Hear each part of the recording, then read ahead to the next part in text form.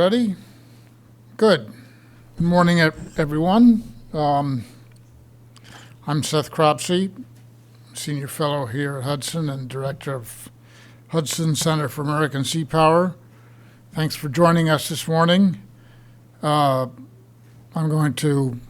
keep it informal. I'm going to introduce Brian. Brian's going to introduce our guest of honor today, B.J. Armstrong, and then we'll hear from him, and then we'll grill him afterwards.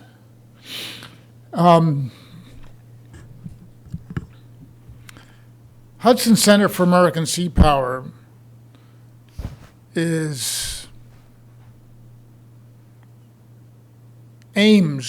to give greater visibility to America's status as a sea power, as maritime power. We believe that our status as a great power, our international leadership, and such international order as exists in the world today cannot be separated from strong, transoceanic, globally distributed sea power.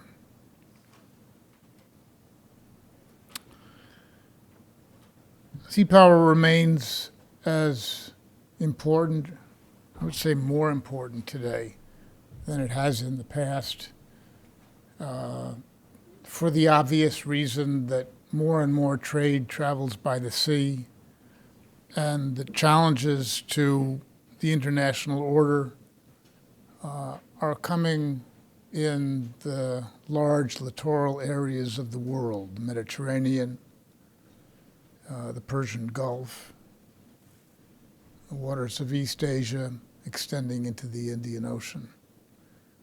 And you can add the Baltics to that also.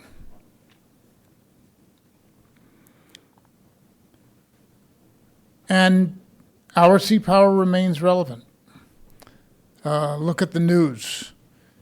We have the ability to respond, at least the physical ability to respond, in examples such as the Iranians encircling of the U.S.-flagged Kensington-Maersk last Friday, and then most recently on Tuesday of this week, the Iranian Revolutionary Guard Council's diversion, or basically capture of another Maersk Line's cargo ship, container ship, plucked from international waters by force and moved into an Iranian port. So I said we have the physical ability to do something about this, but of course the question remains whether we will.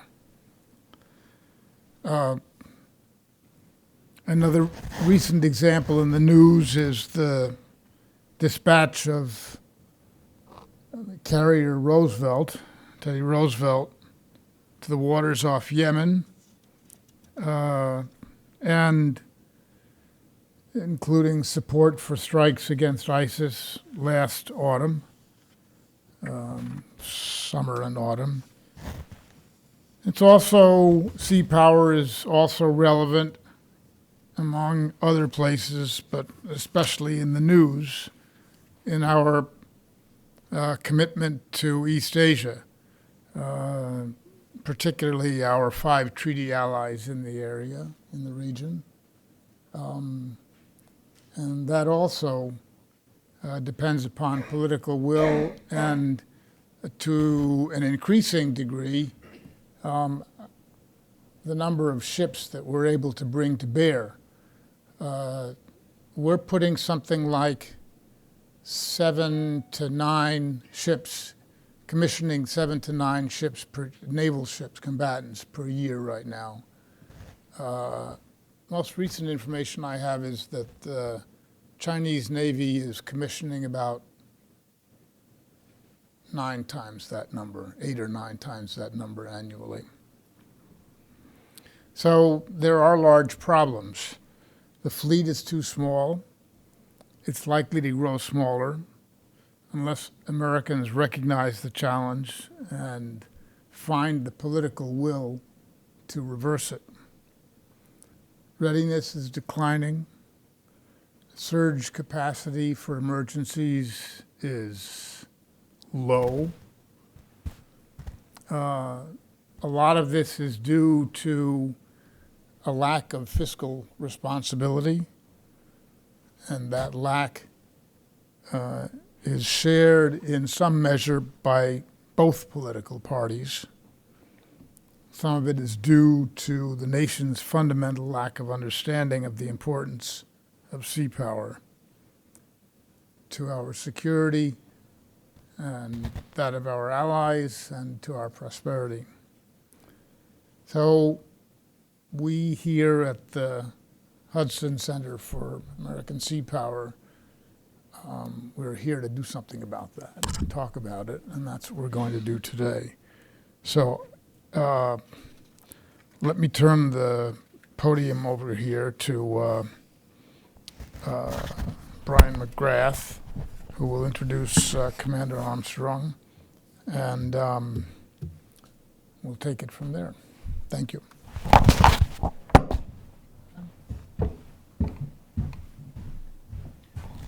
Thank you, Seth. Good morning, everyone. Thanks for coming. And for those of you watching on the internet, thank you for your interest.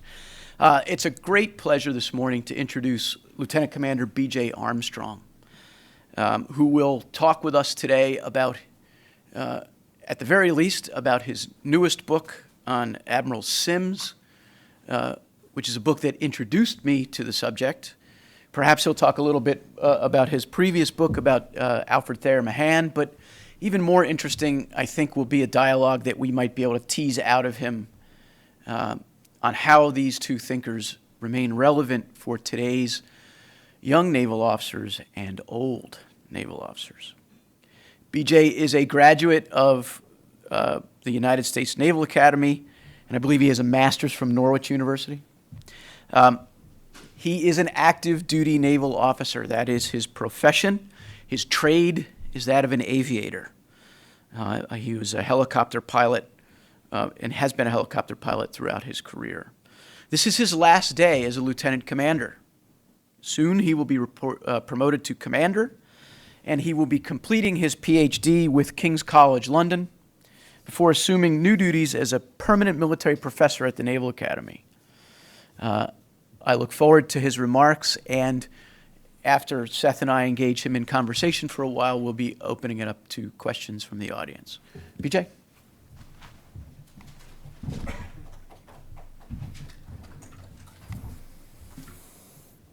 Good morning, and thank you to Dr. Cropsey, Commander McGrath, and the Hudson Institute for the invitation to join you here today. And thank you to all of you for coming out on this Thursday morning. It really is a great honor to be here, to have a chance to talk with you about naval and military affairs through the lens of our American past.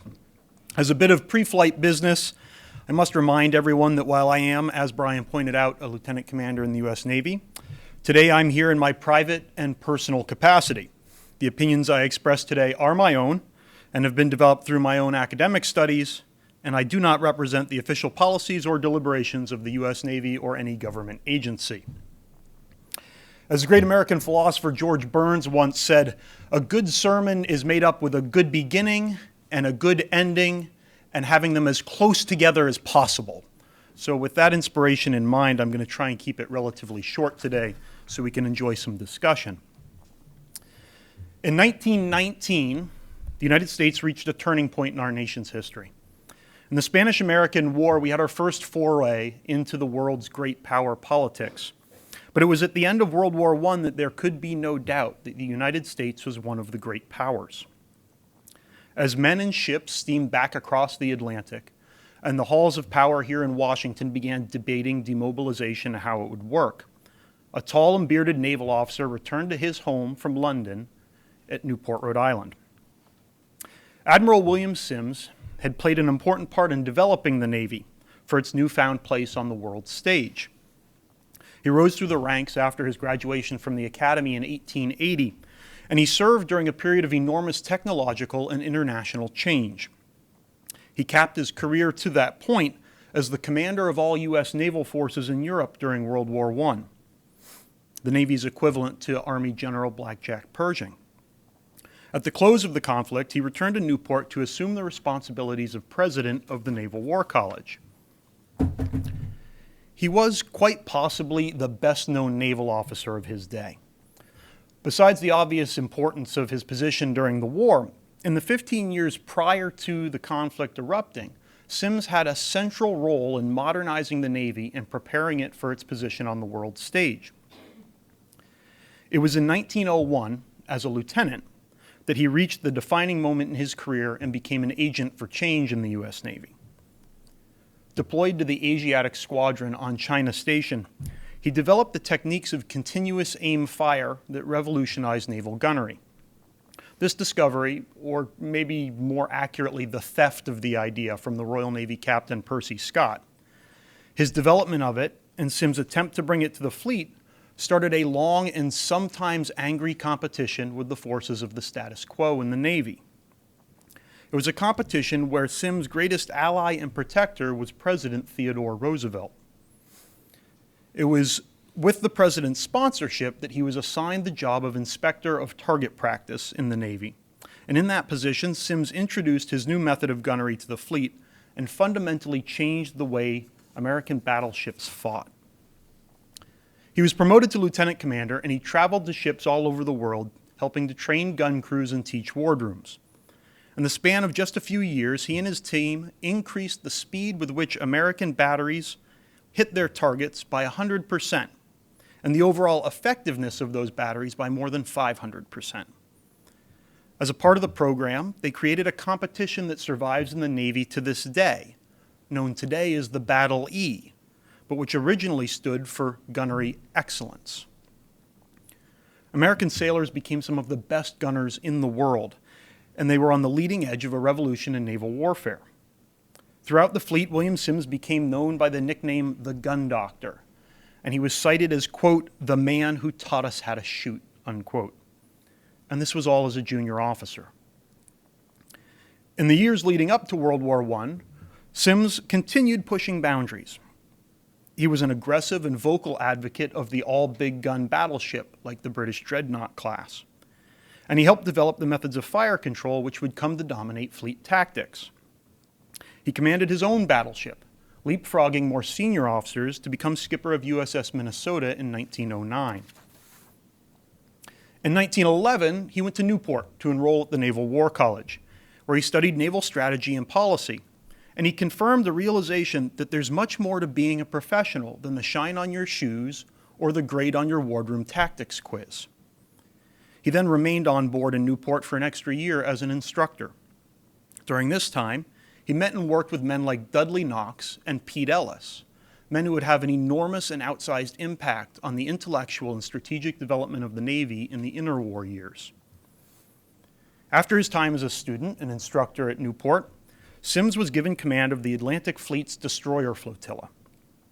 In that role, he helped develop the tactics and operational concepts of this new type of warship. He worked closely with the junior officers who were the skippers of these small combatants, helping them to develop their ideas on tactics and operations. Officers like Lieutenant William Halsey. In 1917, he was selected to return to the War College as the president. But before he could settle into the position, he was sent to England by President Wilson to consult with the British Admiralty about the war that was raging in Europe.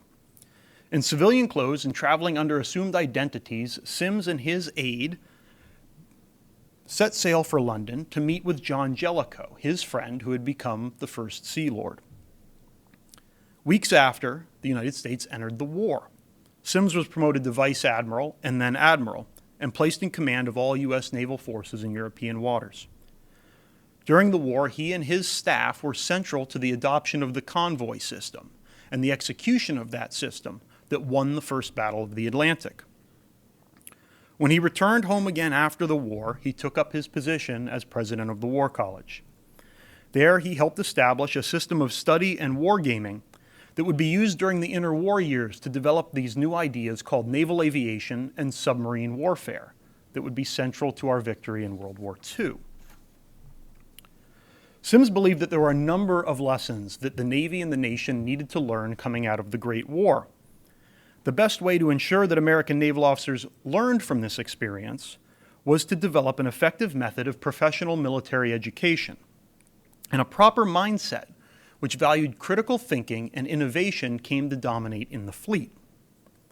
These are lessons that still resonate for us today in the 21st century.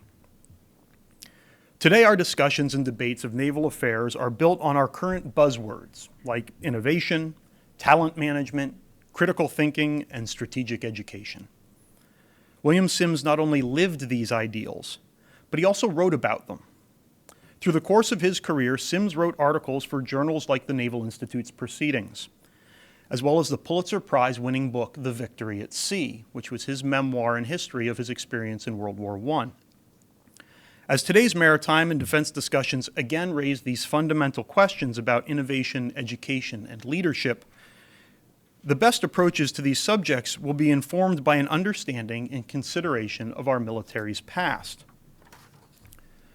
My book, 21st Century Sims, is a collection of essays which were penned by this inspirational leader and thinker from a century ago.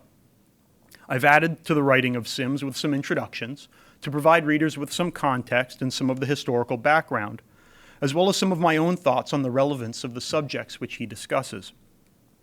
From the perils of military conservatism, to the education of officers with strategic foresight, to the needs of a modern talent management system, the book covers naval affairs widely and military and national security professionalism as a matter of course. As we approach the centenary of our entry into World War I, Sims's shadow will fall broadly across the history that we're going to commemorate, but his ideas and his thinking have just as much relevance today as they did 100 years ago. In 1911, Alfred Thayer Mahan wrote in his book Armaments and Arbitration that, quote, "The study of military history lies at the foundation of all sound military conclusions and practices." 100 years later, as we sail ever further into the 21st century, we're commonly told that we face the most challenging circumstances in history, or that it's the most dangerous time as compared to ever before. These exaggerations tend to ignore the lessons of strategy and policy that come from our past. 21st Century Sims, like my previous book, 21st Century Mahan, was not written to provide prescriptions or equations that will guarantee success in attacking our issues today or in facing our issues in the future. That isn't how the study of history works, no matter how much our engineering-based naval culture wishes it would. 21st Century Foundation series, which these books are a part of, gives modern perspectives to the great strategists and military philosophers of the past, placing their writings, principles, and theories within our contemporary discussions and debates. Whether drawn from famous men or more obscure contributors, collecting and analyzing their writing will inform a new generation of students, military officers, and policymakers. From the writing of Sims, Mahan, Colonel Pete Ellis, and the others who we are collecting in the series from the Naval Institute Press, readers will see that some of what has worked in the past and some of what hasn't. Instead of giving us answers, this will help us be better able to ask the right questions that can frame our solutions for the future. Thank you.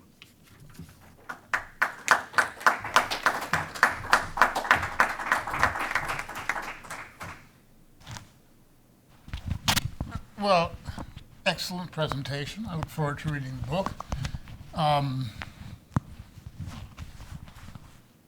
Would a lieutenant in the Navy today, could a lieutenant in the Navy today make the same kind of progress in affecting ideas that Sims did? I think that in today's Navy, there's a movement afoot to build the structures that would allow that to happen. Overall, our bureaucracy is much larger than it was in Sims's day, so it becomes even harder.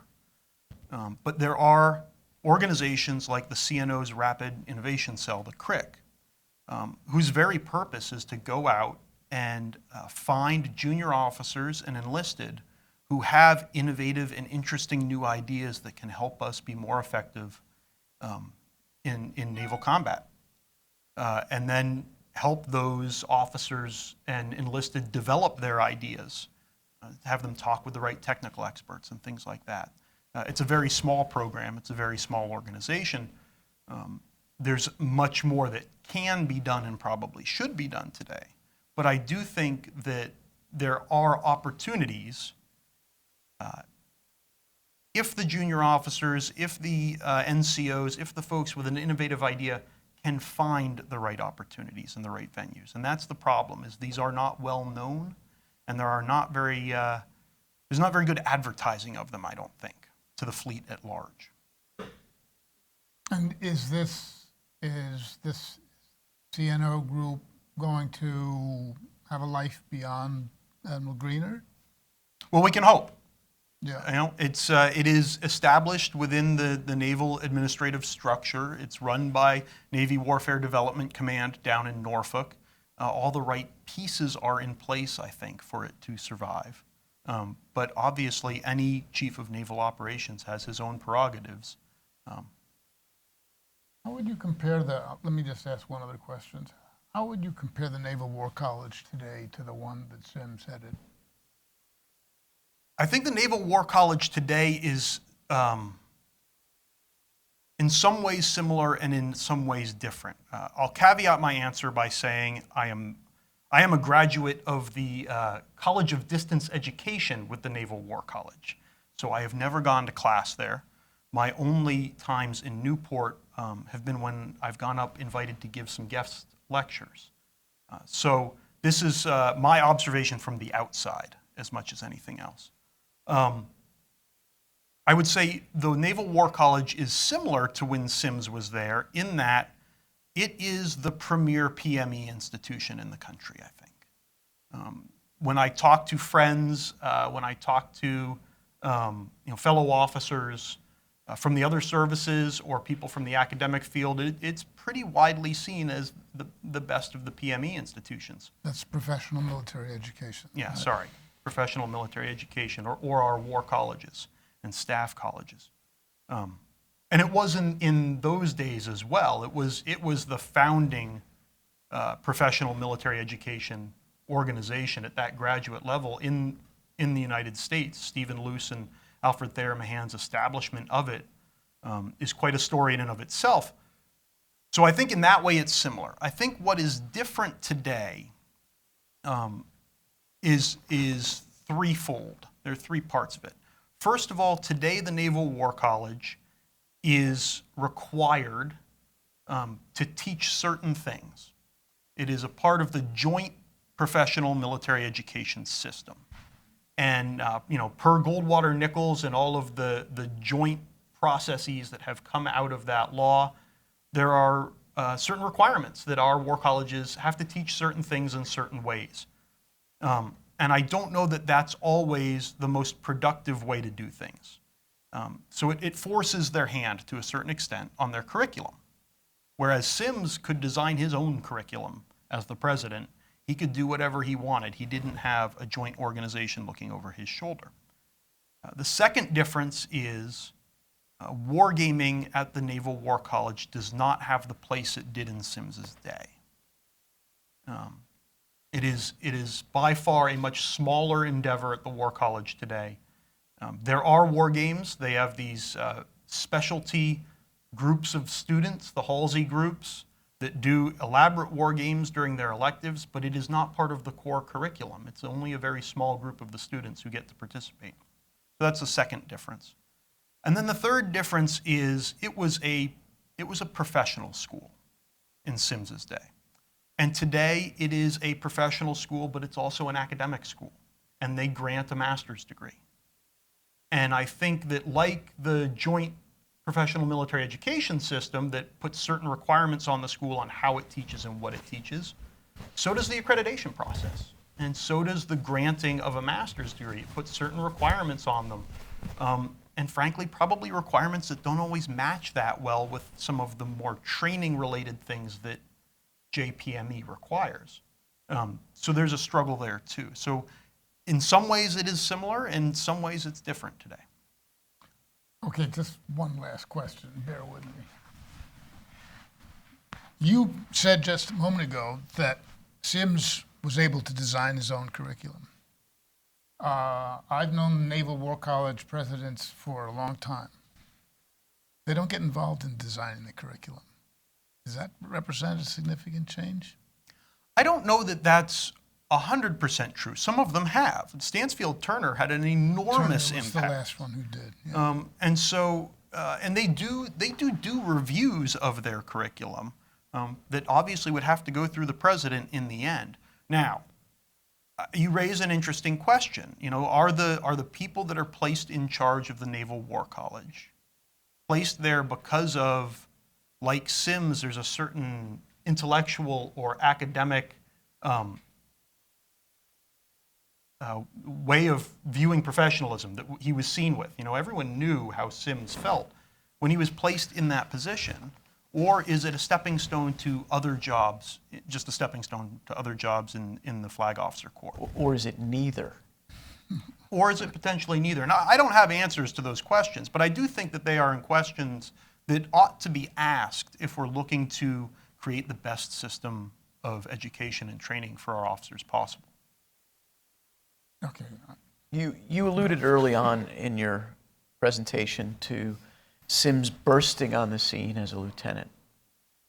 I'm going to ask you to tell the story a little more deeply because it seems to me, I looked for an analog of a lieutenant taking on a subject that was central to the philosophy of the Navy's great leader. And I thought about, well, what could that be today?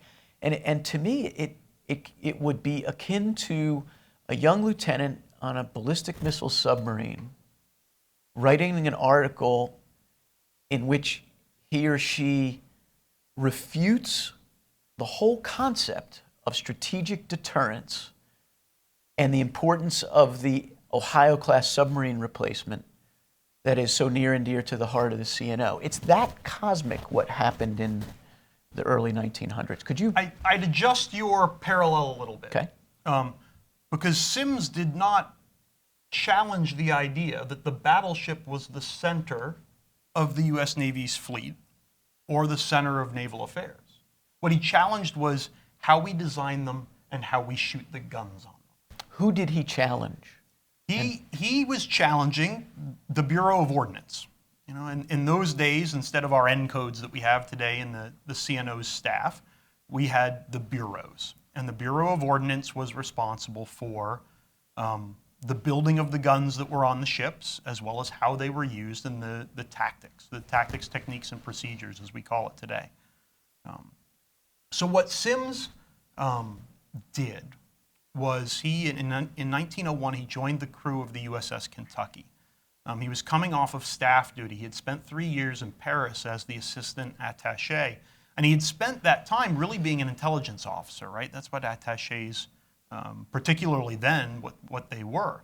And so he was spending years studying European gunnery practices and European battleship design. That's what he did. He traveled around, he looked at ships, he wrote reports. So when he joined Kentucky, which was the Navy's newest and supposedly most powerful battleship, he came to it with a very critical eye.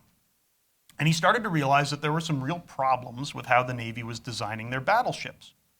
But he also knew that he couldn't change those while he was on deployment. And so he headed off to China Station on the ship. He got his quals re-upped. He started standing his bridge watches, and he started looking for something that he could affect while a junior officer on deployment. And he was in Hong Kong, and he met a Royal Navy admiral named Percy Scott, who had developed this thing called continuous aim fire. And you know, you'll have to forgive me. I'll get into gunnery very briefly so that you understand why this was different. So gunnery hadn't really changed in the Navy since the days of Constitution, fighting Guerriere in the War of 1812, right? So the gun director, the head of the gun crew, would judge the distance to the target, set the elevation on the gun, and then try and time the roll of the ship to fire so that he'd hit the target. Now, this was a relatively slow way to shoot because you had to wait for the ship, you had to wait to get your elevation right, and you were kind of guessing at your distances. And it was also, part of the reason why when you see your decisive sea battles in the Age of Sail, Nelson at Trafalgar, you're talking ships within pistol shot of each other because it's not particularly accurate. So if you get close, you can just blast away at each other. So what Percy Scott had done on HMS Terrible, which was his ship out on China Station, and he had done it on his previous ship too, was he changed the gearing on the elevation gear. And by adding more gears and making it easier to move the gun director could move the flywheel and the barrel of the weapon could constantly be moving as the ship rolled. The other thing he did basically was put a telescopic sight on the weapon. So now it could actually be aimed. So if the gun director had his eye to the sight and was constantly moving the barrel of the weapon could stay trained on the enemy. And now you could fire as fast as you could reload. So this kind of changed everything. A ship using this new technique could arguably take on an entire squadron that was waiting to fire every time their ships rolled. And Sims immediately understood what was going on. Now, Percy Scott had been having problems in the Royal Navy because instead of people realizing he was onto something here, he was accused of cheating in the gunnery competitions. So he was pretty much being ignored in the Royal Navy. And so Sims took this back to the ships in the Asiatic Squadron, and he started trying to re-gear the American guns and teach American gun crews how to use these techniques. And he had some success. They were starting to pick it up. So he wrote a report. Former intelligence officer, had been writing reports for 3 years. He knew how to write a good report. He wrote a report back to the Bureau of Ordnance outlining what he had discovered and how to do it. And it got to Washington, D.C., just down to the Navy Yard, not far from here. And they read it, and they said, this lieutenant is nuts. There is no way he can be doing what is claimed. And the report got put in a file cabinet in the basement of the building and forgotten about. So Sims kept working because he's on the other side of the world. He kept developing his TTPs, his tactics, techniques, and procedures. And he wrote another report, sent it off, ignored again. He wrote a third report and sent it off, ignored again. He started getting his captain to endorse them. He started to get George Remy, who was the admiral in command of China Station, to endorse them, still being ignored. The first time he really came to the cognizance of the larger Navy was when he and Admiral Remy decided that they were going to send the reports not just back to the Bureau of Ordnance, but to other captains of other ships all over the world. Well, now the Bureau of Ordnance had to take notice. They couldn't keep ignoring because now they were getting questions from captains of their ships all over the world saying, hey, does this work? Is this true? Should we do this? So the Bureau of Ordnance designed a test with the explicit intent of proving that Sims was wrong and it was impossible to do continuous aim fire. And so they set up a test down at the Washington Navy Yard on the shore there. There used to be a range to fire across the river to test the guns.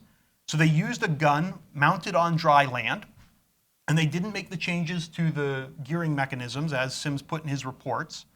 But they ran the test anyway. So a test, on dry land, not moving. Instead, they moved the target instead of moving the ship that was shooting. So the physics are all messed up here. But in the end, they wrote a report out of their test that said what Sims claimed was, quote, a mathematical impossibility. And they sent message traffic around the fleet saying this doesn't work. And so that's, when that message traffic went around the fleet and the fleet saw Sims now as a quack, he was crazy. Because the Bureau had done a test. The bureaucracy had said no. And this is when Sims finally had had enough. He'd written 13 reports in the span of 2 years. Most of them ignored, and now he was told that he's basically lying to the fleet. And he did something that he later on would identify as, quote, the rankest kind of insubordination. He wrote a letter directly to President Teddy Roosevelt. And he outlined what had been going on and why this was wrong and how it arguably could place the U.S. Navy at risk. Because if some other fleet developed this first and they were using it and we weren't, you could forget any sea battle. And Teddy Roosevelt read the letter. And Teddy Roosevelt was a navalist, by the very definition of the word, as we all know. And he understood what Sims was saying. He didn't necessarily believe him. But he said, look, if our gunnery is so bad, he had ordered a test of American naval gunnery, and it was atrocious. We couldn't hit the broadside of a barn. And so he said, look, our gunnery is so bad that let's try it. Bring him back. Let's just try it. And if it doesn't work, we'll find someone else. So they ordered Sims to come back to Washington to, as I said, assume the responsibilities of inspector of target practice, and they set him off on this campaign to change the way gunnery was conducted. There are even more lessons in how he did that, but I'll stop that I answer. specifically want to, my question was imprecise, so let me try to make it more precise. He took on Alfred Thayer Mahan Yes, later on. on the subject of battleship design, as a lieutenant commander, I suppose. Yes. Talk about that briefly, and because that's the analog I'm making now. He took on the most important figure in U.S. naval matters of that time. Yes. Please go ahead and talk about that a little bit. So that's actually the first chapter in the 21st Century Sims book is Sims's article on all big gun battleships. And so, how he came to write that article was that the Battle of Tsushima had just happened during the Russo-Japanese War, and it was the first major naval battle, fleet engagement that had happened in that modern era. And so navalists all over the world were studying it to try and derive lessons and figure out what this meant for the future of naval warfare. And, Alfred Thayer Mahan was, as you said, the great naval mind of the day. And he wrote an article for Proceedings in which he, outlined what happened in the battle and described what he thought the lessons were. And he thought the big lesson coming out of the Battle of Tsushima was fleet design, fleet constitution, favored a large battleship fleet of many moderately sized battleships with guns on it that were different calibers. So lots of different options in terms of what you could shoot and how and when. So this article was published in Proceedings. It was Mahan. Everyone loved it because it was Mahan, and look at how smart it is. And Sims didn't like it. And President Roosevelt asked Sims what he thought of it. As I said, this was 1905. 1906, he was a lieutenant commander at this point. He had been Roosevelt's naval aide. So this is why Roosevelt asks him. And he wrote a letter to Roosevelt outlining the problems that he saw in Mahan's article, because he had a fundamentally different view of what the Battle of Tsushima meant. And Roosevelt read the letter and told him, you really ought to turn this into an article and send it to Proceedings, which he did. And so Sims has a more up-to-date sequence of the facts of what happened. One of Sims's friends had been knew an observer who had been at the battle and had gotten a copy of this observer's report. So it was more accurate than Mahan, who had been working out of newspaper reports. So that was one leg up that Sims had. And actually, that article was published in the same edition of Proceedings as Mahan's article. So unfortunately, he didn't have it. So Sims comes to the conclusion that no, the Battle of Tsushima, the lesson here is that fleet design, we want the biggest, fastest, most armored battleships possible. And we want them to have all the biggest guns possible. None of this mixed battery stuff, all big guns. Even if that means that we have a smaller fleet, because these ships are more expensive and harder to build. And he takes Mahan's argument apart. It is one of the most skillful deconstructions of another person's argument that I have ever read. I mean, it's jot and tittle. Yeah. It really just takes Mahan apart. I began to feel sorry for a man who's been dead for 100 years. It's an impressive thing to read. And part of the reason I included it in the book is that it's a great example for officers today who want to have an impact and want to do it through professional writing. Because it shows that you can. You can influence the fundamental questions of the day as a lieutenant commander. But to do it, you have to have done the homework. You have to have done the research, and your argument has got to be spot on. You have to deconstruct it just the way Sims does, which means hard work and study outside of your day job, so to speak. And so that's part of the reason I included it in the book, because it does offer that amazing example for those of us today who consider professional writing an important part of our naval profession. Okay, I've got a few more before we turn it over to this wonderful audience. Sims talked about the three elements of strategic thinking generation, right? It was professional education, wargaming, and then there was this concept of personal reading outside of the day job. You see any evidence that that's happening among the broad family of naval officers out there today? We see reading lists promulgated every year that I think become birdcage liners. Well, I think it is interesting, reading lists in particular, it is interesting to note that there's only one Navy reading list. You know, the CNO's reading list is the only reading list that a naval flag officer, a naval officer puts out publicly. And the other services, lots of people put out reading lists, right? The chief of staff of the service invariably does, but lots of times War College presidents do, or General McMaster might, or other general officers do in the other services. So I think that's an interesting thing to note.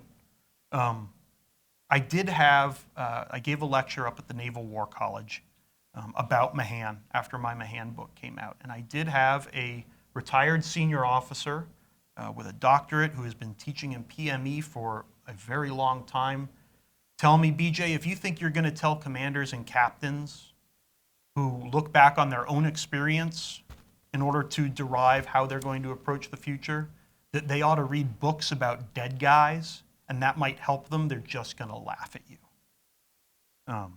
So that's disheartening, I think, although there's an element of truth there.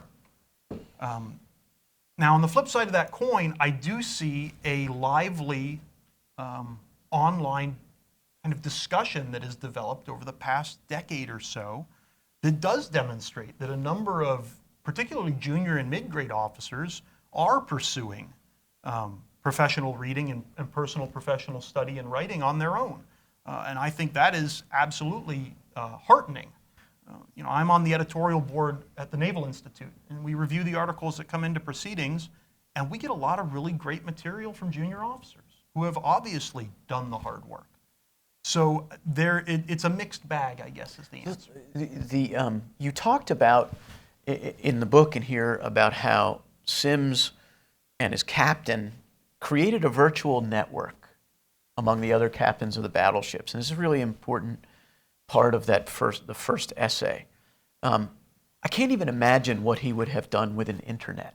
Yeah, that's exactly right. If he had one at the time. You are about to be promoted out of the ranks of junior officers, and you won't be able to, you will have no credibility among them anymore once you become a scrambled egg wearing commander. This lively community that you talk about, I lurk electronically on them also. I wonder if you would attack or how you would evaluate this. We have on television a proliferation of shows that would attempt to prove that virtually anyone in America can sing, right? I sometimes feel like as I read some of what goes on, what passes for debate and the like electronically, that there is a new brand of innovator, to use one of my favorite buzzwords, who hasn't done the hard work, who hasn't done the reading, who to some extent believe that being an iconoclast is their ticket into the debate rather than their ideas in their brains. Am I just an old fuddy-duddy, or do you see some evidence of that out there today? So I think, yes, you're an old fuddy-duddy. Okay, Just want to establish that. good. Get that out of the way. But there is an element of that out there today. There's a Marine Corps lieutenant colonel reservist who's studying for her PhD at Georgetown right now, Jeanette Haney, who writes occasionally for the Naval Institute's blog, and she wrote a very, very interesting piece on military officers and how we read and how we think. And it made me think about critical thinking, the phrase critical thinking. And it seems an awful lot today like we think the phrase critical thinking means thinking about important things, right? Thinking about critical ideas. Instead of, so the thinking is first and the critical is second, instead of the critical being first. Critical meaning having criticism, right? Challenging assumptions, challenging the foundational arguments, telling somebody they're wrong, but having the backup as to why they're wrong. And so I do think that there's this issue with what really is critical thinking in much of our debate today.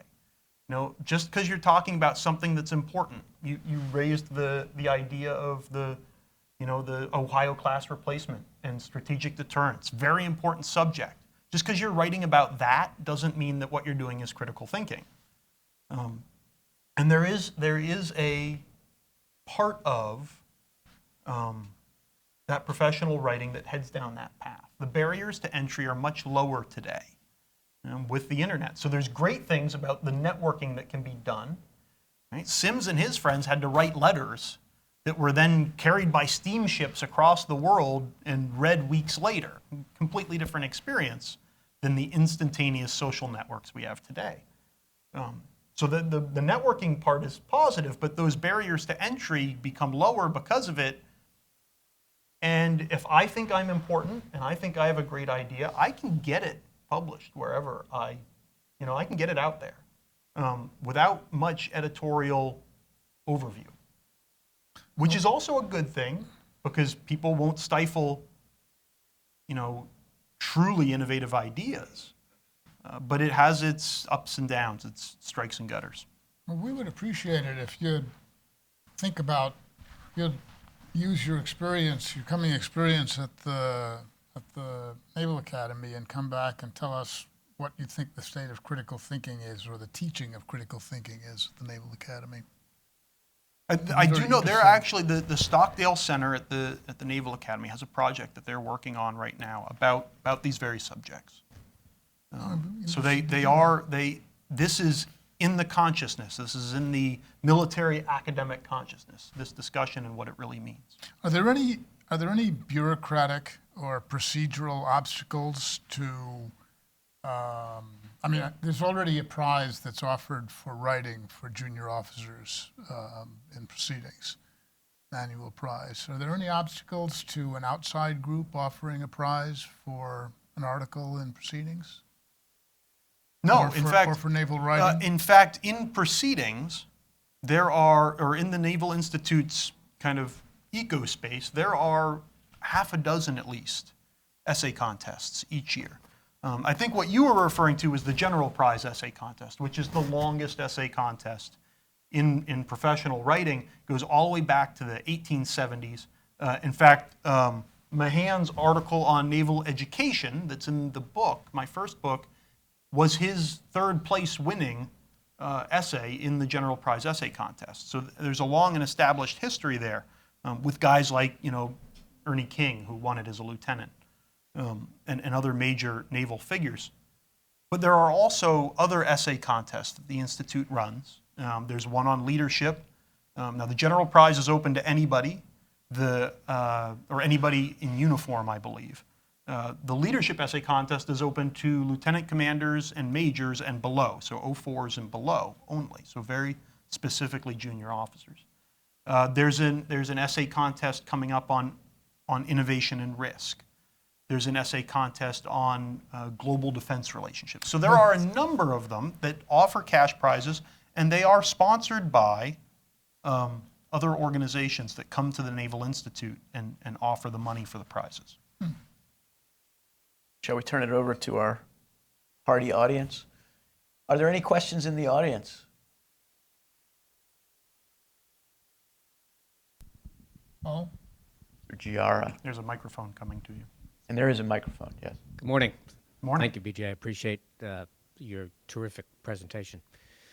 So, I have an hypothesis, and I didn't have it when I walked in, and that is that this is not about Sims at all. I'm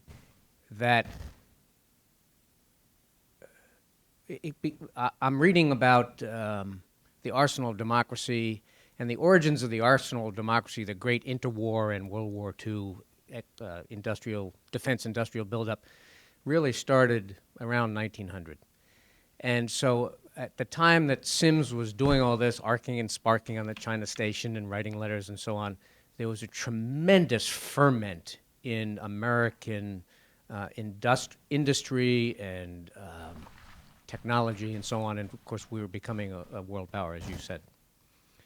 My sense is that then, as now, well, first let me tell you that my sense now is well, the same thing's going on, except that there are the same kinds of barriers to the breakthrough that Sims personifies.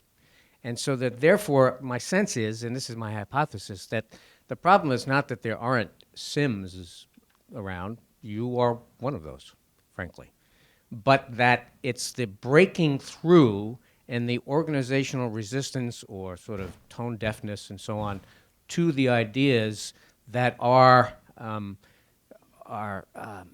fermenting in the blogosphere, in the schools, in the fleet.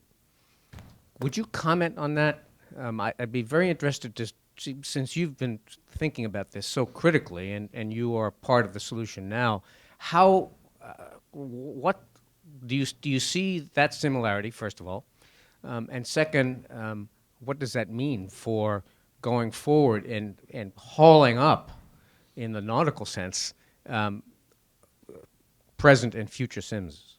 So the kind of at a almost philosophical, theoretical level, what you're talking about is fundamentally what Sims wrote about in his essay entitled Military Conservatism, which is in the book. And he talks about the fundamental nature of militaries and, quite frankly, that we are conservative and status quo forces intellectually.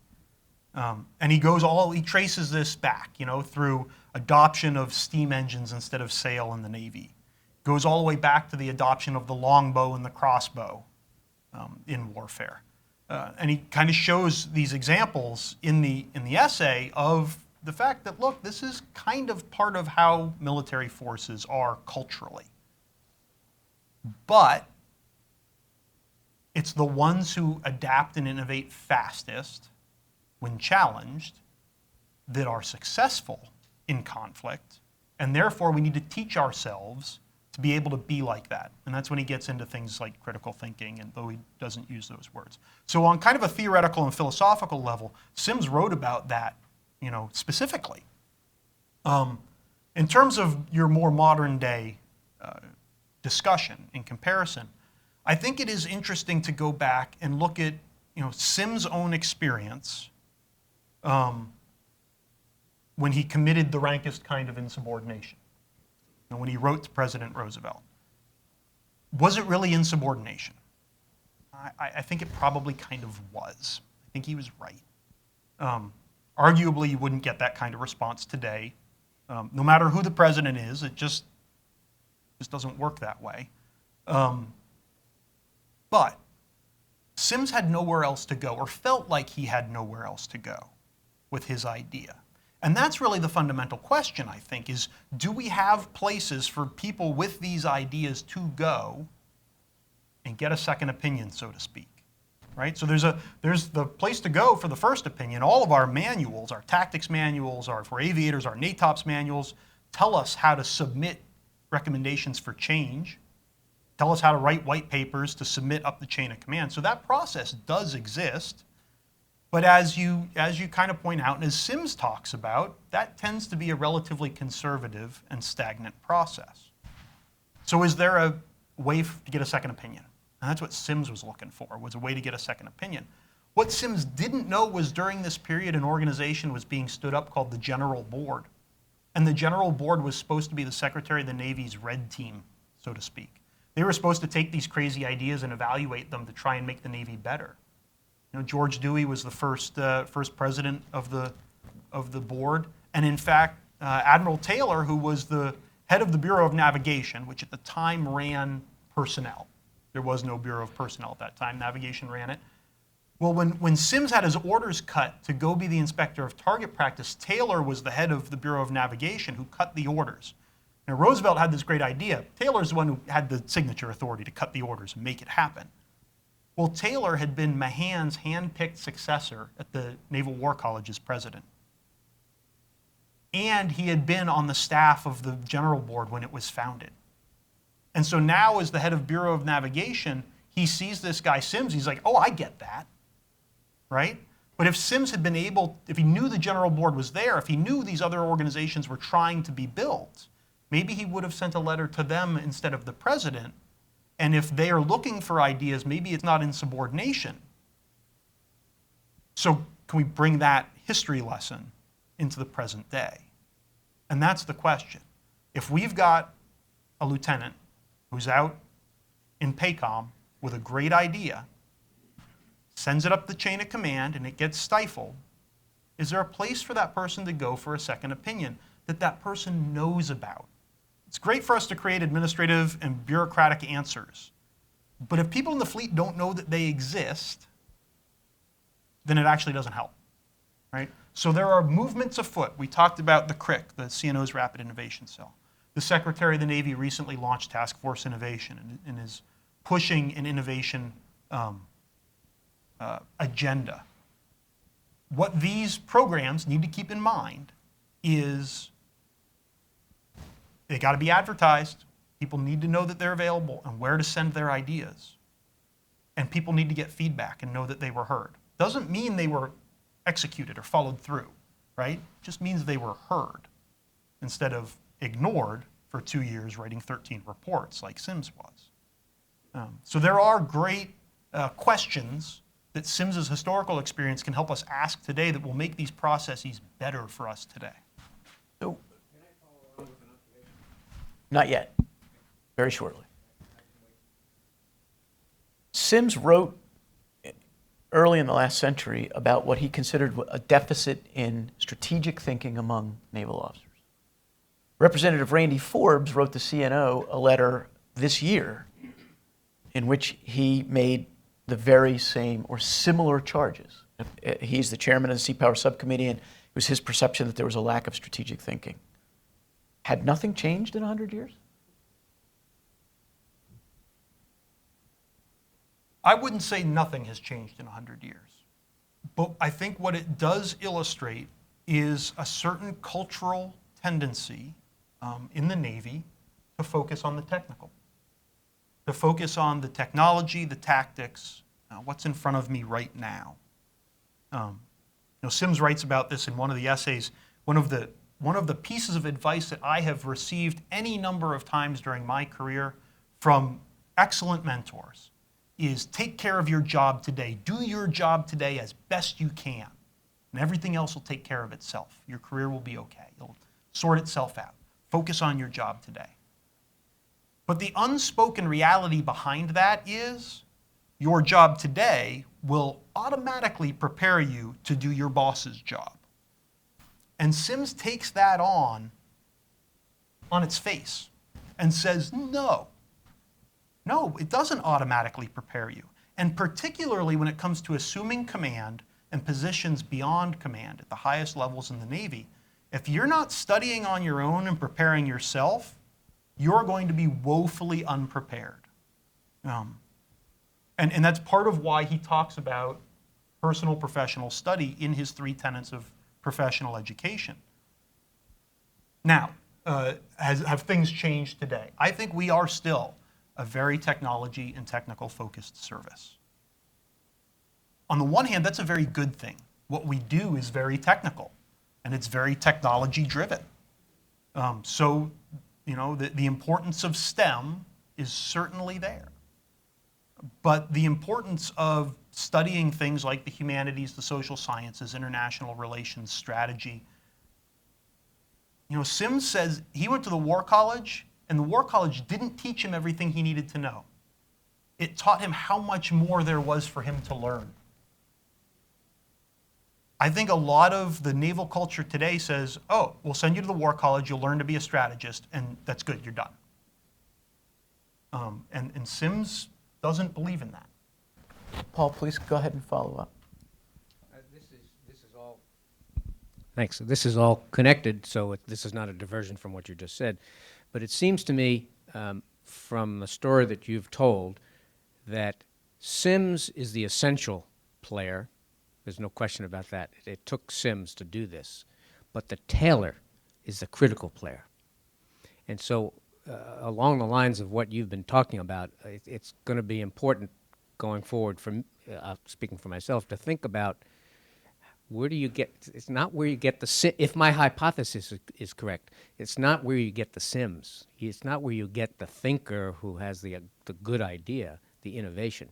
It's where you get the facilitator who recognizes it and has been prepared in his own professional experience to say, that's it. I want more of that.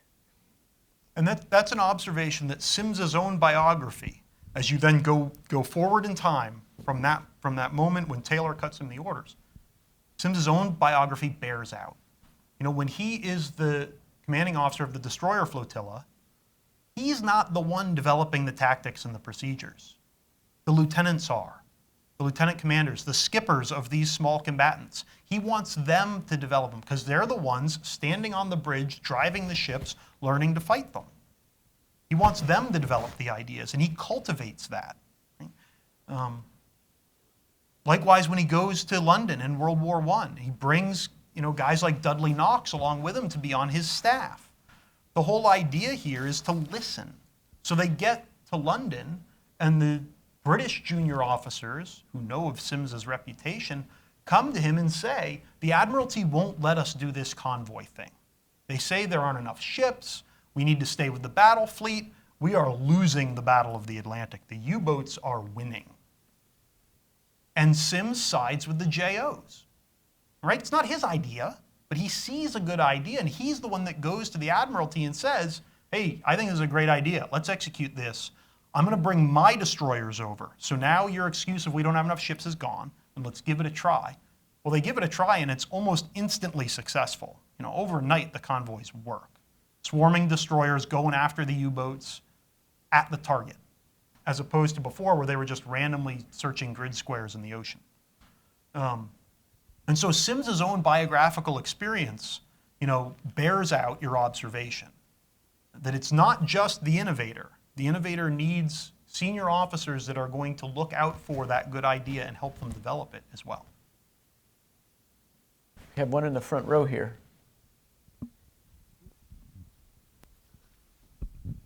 Hello. I'm going to do something a bit sacrosanct, and I'm going to roll a couple of lit grenades at you. And this is coming in part from Brian's point about, do we have Simses today? And one name I want to throw out, because I'm curious to see what you think of it as an analogy, is actually McMaster, a guy who has taken a lot of risk in his career, who started very well heralded and took on a lot of risk and created a lot of enemies in the same way that Sims did. After the war, Sims's attitude caught up with him in a very interesting way, which I'm sure, BJ, you know the history of that. But that, he had a lot of these types of moments where he was trying to change the system, and it nearly killed his career. He was saved a couple of times. He was out on a limb. But I see that is maybe the closest analogy. And I'm curious what you think of that, what you think of guys like, the Fox Connor Eisenhower story, those kinds of things, and what you talked about with conservatism, both technologically and culturally, but also from a professional standpoint of what you were just saying about, we'll just do your job today and worry about, just let everything else fall into place. I'm just curious what you guys think of that. I am going to sidestep part of the question because I don't know that I really want to comment on the general's career thus far, although I do think it's an interesting parallel that you raise, and it's worthy of discussion. But as a fellow serving officer, I'm going to sidestep that one. You're bringing up Fox Connor and Eisenhower. For those who don't know, Fox Connor was Pershing's G3 in World War I. He was a mentor to a number of folks, including Eisenhower and Patton. And in fact, when Eisenhower's career looked like it was pretty much over, because he wasn't going to get into Leavenworth to go to the Command and General Staff College, it was Fox Connor who helped finagle the system a little bit, get the administrative ducks in a row to make sure Eisenhower got there. He was also a mentor to him in terms of that personal professional study. They were both stationed down in Panama in the Canal Zone for a period and would take long horseback rides along the canal where Connor would quiz Eisenhower on reading assignments that he had given him of great military strategists and military history. So there are those, as Mr. Gerard brought up, the mentorship relationships, the senior subordinate thing that's very important. And now I've headed off down a different path compared to your question, but. Well, there's an interesting, I think when you bring up McMaster, I look at these two gentlemen here, Alfred Thayer Mahan and Admiral Sims. Both brilliant men, both incredibly well written, both strategic thinkers. Only one of them was a good operator. McMaster is more like Sims in that he is a great mind and he fights. He knows how to. I was kind of rolling that particular grenade more to you Oh, than to BJ specifically, because you posed the question of where do you see today the Sims archetype? I think it's a nice parallel you've made. If he can think and he can fight. You know better than I, but I think Alfred Thayer Mahan's time in command at the captain level was not a particular success. McMaster goes into increasingly difficult operational jobs and does very well in them. I think he's more here. I also think that something that this conversation raises that's underneath the surface is part of the talent management buzzword that we use today. And remembering when we talk about some of this stuff that we're talking about officers who served under a fundamentally different promotion and personnel system than we have today, right? Both Mahan and Sims lived under what was known as waiting for dead men's shoes, right? There were no promotion boards. There were no selection boards. You joined the Navy, you got a number on the Navy list, and as someone retired or died, and died is for real, there are plenty of 70-year-old admirals who actually never went to work but never resigned. As someone retired or died, everyone would move up one spot on the list. And eventually you'd need another lieutenant commander, and so someone would get promoted to lieutenant commander, or a group of them each year, or whatever. But there was no selection process. And that was introduced in 1916 with the Naval Personnel Act of 1916, where promotion by selection, where a board would meet and choose the best and most fitted officers for the job. That happens in 16, and then the war happens, so of course it doesn't get implemented until after the war, and Sims retires. One of the essays in the book is Sims's reflection on this promotion by selection idea and how it works administratively and what the philosophical underpinnings of some of it is.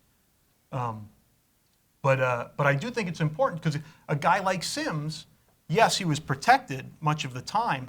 He only needed so much protection, though, because it wasn't like in another year there was going to be a board of senior officers judging him. Right? He just needed to be protected enough that no one outright fired him. And it did create a different dynamic for guys like Sims and Bradley Fisk and some of the more, disruptive is our buzzword today, the more disruptive members of the officer corps. Then we had one in the back row. I'm sorry, I'll get to you next. Thank you. Yeah, hi. You beat me to it as far as I was going to ask a question as far as the promotion by selection. And since you brought it up, I'm wondering if you would answer whether or not you think there is a time that it needs to be reconsidered as far as how there is promotion, because you just brought up how Sims experienced that new type of promotion system. And I think it was in the book that you said that he realized that he was a part of the institutionalized groupthink, where, he saw it on the other end. And then now that he's up and made it in command, he's he sees the other side of it. And so I want to ask you, I guess, if officers choose people for promotion by selection based on, I guess, if they see similarities in themselves, that kind of, to me, is the crux of the situation, that you get these kind of people who, knock down new walls, and then you need a new innovator kind of every generation or so.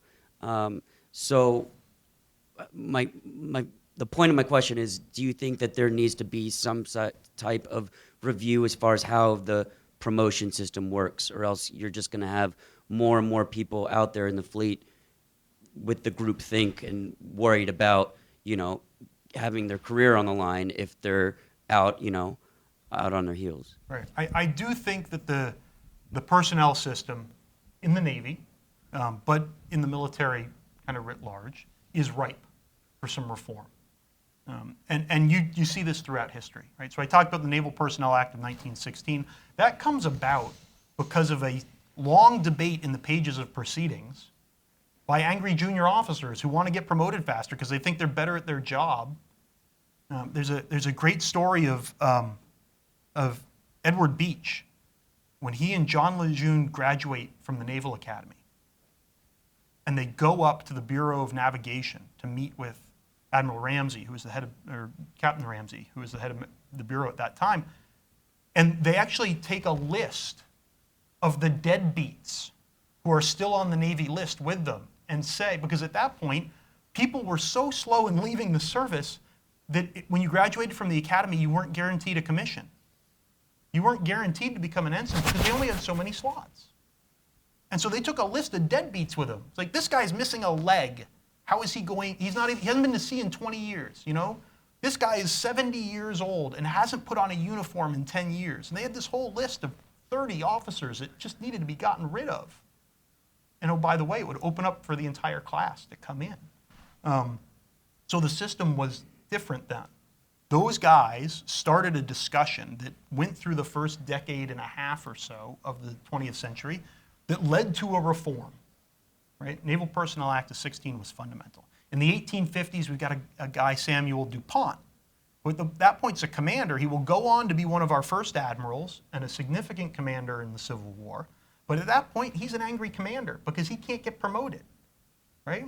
And he gets legislation forced through that introduces something called the plucking board, where a board sits down and once again picks through the list and fires people so everyone else can move up. After World War II, fundamental shifts in the naval personnel system and the military personnel system as the 20-year retirement is introduced. Today we act like the 20-year retirement is our God-given right and it's always been the way it's been. No, it hasn't actually. 30, 35 years was long the norm to get to retirement. But so there's a fundamental change there in the way officers approach their careers. I think today we are ripe again for some reforms, and I think we've seen some writing and some talking about it from very senior people who are in positions to make these decisions. Admiral Moran, who's the head of Naval Personnel, had an article in the January issue of Proceedings that was a think piece that really thought hard about a number of these issues. Secretary Mabus even talked about personnel reform in his recent speech at Sea Air Space. So I do think that there's momentum, there's movement there. Sims's essay on the promotion by selection system, he identifies 4 problems with the way it was being executed at the end of the teens, early 20s. Arguably, we have not addressed those 4 problems in 90 years. So there is lots of room for change. Second row here, please. And I think this is probably our last question. What do you think, Seth? Yeva Naturna with the Interactivity Foundation. Thank you very much for the interesting discussion. And my question is, what lessons about innovation or innovation policy in particular can we learn from Sims Life for the 21st century? I know you already talked about many elements, including developing procedures, so being more receptive to innovative ideas, but what else? Thank you. Thank you for the question. I do think that, so we talked about some of the specifics, right? We talked about getting the bureaucracy and the administrative process right. We talked about, for lack of a better word, the advertising part of it, right? Making sure people know that this exists and the opportunities are there. I do think that, and this is something that has kind of entered the discussion recently, I do think that we need to, raise it to the 50,000-foot level, as an aviator speak, and talk about the philosophy side of this, the cultural side of this a little bit too. The Navy has a lot of wonderful examples of innovation in our past. And there are lots of times when the culture of the Navy has been innovative. Sims is just one example. You get the Monitor, John Erickson and the Monitor in the Civil War, where it's built in a matter of months. There are a number of examples, even the Aegis system. Hyman Rickover in the introduction of nuclear power. These are all examples. Do we focus on this culturally, though? Do we talk about this culturally? The Marines talk about adaptation and innovation as part of their culture. Brute Krulak wrote about it in First to Fight, which is kind of their dogma document, for lack of a better phrase, as a historical book. They're taught about this at boot camp. I remember being at the Naval Academy. It's actually theology for the Theology.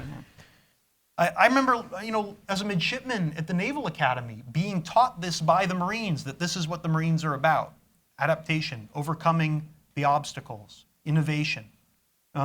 They've adopted that mindset culturally.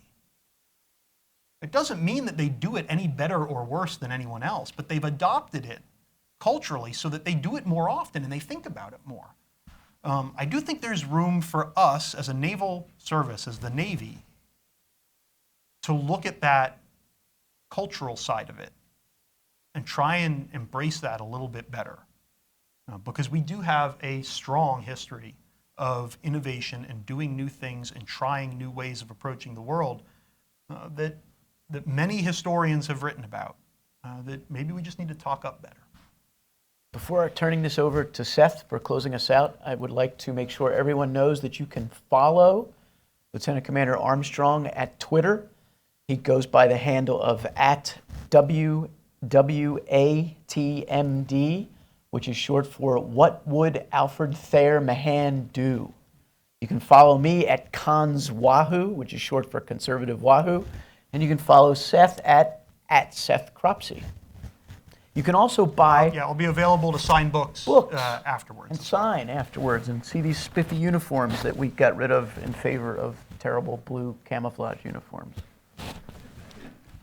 BJ, thank you very much for excellent presentation. Thank you, sir.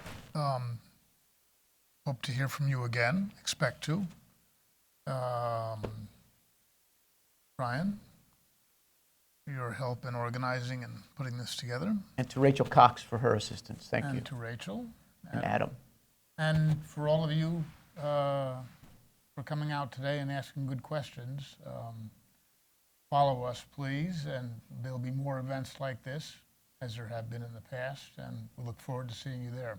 Thank you very much. Thank you.